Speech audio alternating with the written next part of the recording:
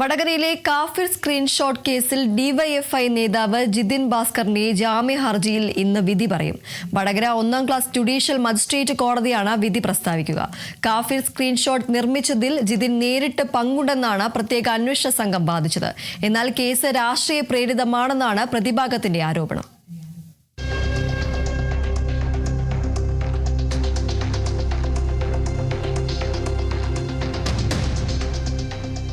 കഴിഞ്ഞ ലോക്സഭാ തെരഞ്ഞെടുപ്പ് കാലത്ത് വടകര മണ്ഡലത്തിൽ ഏറെ കോളിളക്കം സൃഷ്ടിച്ച വിവാദമായിരുന്നു വ്യാജ കാഫിർ സ്ക്രീൻഷോട്ടിന്റെ പ്രചാരണം. അത് സംബന്ധിച്ച കേസ് അന്വേഷണം UDF സർക്കാർ അധികാരത്തിൽ വന്നപ്പോഴാണ് SIT ഏൽപ്പിച്ചത്.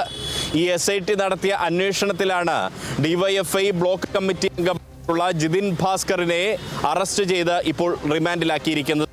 ഇന്ന് രാവിലെ 11 മണിയോടുകൂടി തന്നെ വടകര 1ാം ക്ലാസ് ജുഡീഷ്യൽ മജിസ്ട്രേറ്റ് കോടതി ജിതിൻ ഭാസ്കറിന്റെ ജാമ്യാപേക്ഷയിൽ വിധി പറയും എന്നാണ് മനസ്സിലാക്കുന്നത്.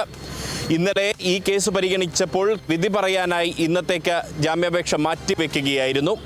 വടകര 1ാം ക്ലാസ് ജുഡീഷ്യൽ മജിസ്ട്രേറ്റ് കോടതിയിൽ ഇന്നലെ തന്നെ 2 ഭാഗത്തിൻ്റെയും വാദങ്ങൾ പൂർത്തീകരിച്ചിരുന്നു. വാദിഭാഗവും പ്രതിഭാഗവും ശക്തമായ വാദങ്ങളാണ് ഇന്നലെ ഉന്നയിച്ചത്. വാദിഭാഗം, പ്രത്യേകിച്ച് പ്രോസിക്യൂഷൻ വാദം എന്ന് പറയുന്നത് പ്രധാനമായും ഈ വ്യാജ കാഫിർ സ്ക്രീൻഷോട്ട് നിർമ്മിച്ചതുമായി നേരിട്ട് ഈ ജിതിൻ ഭാസ്കറിന് പങ്കുണ്ട് എന്നുള്ളതാണ് ഒരു ഭാഗം ഉന്നയിച്ചത്. അന്വേഷണ സംഘം ഉന്നയിക്കുന്ന മറ്റൊരു വാദം എന്ന് പറയുന്നത് ഈ ജിതിൻ ഭാസ്കറിന് പുറമെ മറ്റു ചില വലിയ നേതാക്കൾക്കും ഇതിന് പിന്നിൽ പങ്കുണ്ട്. ഉന്നത നേതാക്കളുടെ അറിവോടുകൂടിയാണ് ജിതിൻ ഭാസ്കർ ഇത്തരമൊരു കാഫിർ സ്ക്രീൻഷോട്ട് അത് വ്യാജമാണ് എന്ന് മനസ്സിലാക്കിക്കൊണ്ട് തന്നെ പങ്കുവച്ചത് എന്നുകൂടി അന്വേഷണ സംഘം പറയുന്നുണ്ട്. അതിനു പുറമെ ഈ കാഫിർ സ്ക്രീൻഷോട്ട് നിർമ്മിച്ചത് ജിതിൻ ഭാസ്കർ തന്നെയാണെന്ന സൂചനയാണ് അന്വേഷണ സംഘം നൽകുന്നത്. അത് കോടതിയിൽ നൽകിയ റിപ്പോർട്ടിൽ അവർ വ്യക്തമാക്കിയിട്ടുമുണ്ട്. എന്നാൽ ഈ കേസ് രാഷ്ട്രീയ പ്രേരിതമാണ് എന്നുള്ളതാണ് ജിതിൻ ഭാസ്കറിന്റെ അഭിഭാഷകൻ വ്യക്തമാക്കുന്നത്. ഇത് UDF സർക്കാരിന്റെ രാഷ്ട്രീയപരമായ നീക്കമാണ്. ഈ CPIM-നെയും ഒപ്പം തന്നെ LDF-നെയും പ്രതിക്കൂട്ടിൽ നിർത്തി മനഃപൂർവ്വം പൊതുജനങ്ങൾക്കിടയിൽ ഈ CPIM-നെയും മറ്റും താറടിക്കാനുള്ള ഒരു രാഷ്ട്രീയപരമായ നീക്കമായിട്ടാണ് ഈ ജിതിൻ ഭാസ്കറിന്റെ അറസ്റ്റിനെ ജിതിൻ ഭാസ്കറിന്റെ അഭിഭാഷകൻ കോടതിയിൽ ചൂണ്ടിക്കാട്ടിയത്.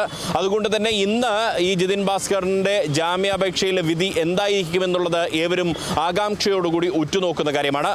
രാവിലെ 11 മണിയോടുകൂടി കോടതി ചേർന്നാലുടൻ തന്നെ ഒരുപക്ഷെ ജാമ്യാപേക്ഷയുള്ള വിധി ഇന്ന് വടകര 1ാം ക്ലാസ് ജുഡീഷ്യൽ മജിസ്ട്രേറ്റ് കോടതി പുറപ്പെടുവിക്കും എന്നുള്ള സൂചനകളാണ് ലഭിക്കുന്നത്. Riyas KMR, Kerala vision news, Kozhikode.